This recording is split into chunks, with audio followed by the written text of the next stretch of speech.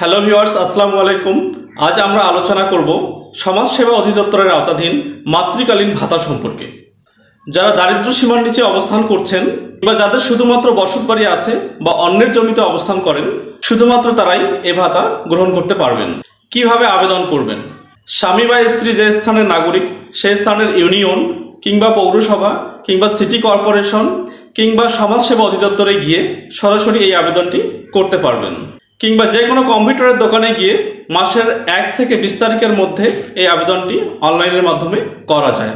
যে কাগজপত্রগুলো প্রয়োজন হবে: 2 কপি রঙিন ছবি, এনআইডি কার্ডের ফটোকপি, টিকা কার্ড অর্থাৎ গর্ভকালীন সময়ে যে টিকাগুলো দেওয়া হয় তার কার্ড, এবং গর্ভবতীর নিজের নামে সিম থাকতে হবে যাতে বিকাশ কিংবা রকেট বা নগদ অ্যাকাউন্ট খোলা থাকবে। গর্ভবতীকে অবশ্যই 4 থেকে 6 মাসের গর্ভবতী হতে হবে, বয়স 20 থেকে 35-এর মধ্যে হতে হবে, এবং অবশ্যই প্রথম বা দ্বিতীয় সন্তানের জন্য এই আবেদনটি করা যাবে। কোনো অবস্থাতেই তৃতীয় কিংবা চতুর্থ সন্তানের জন্য এই আবেদন করা যায় না।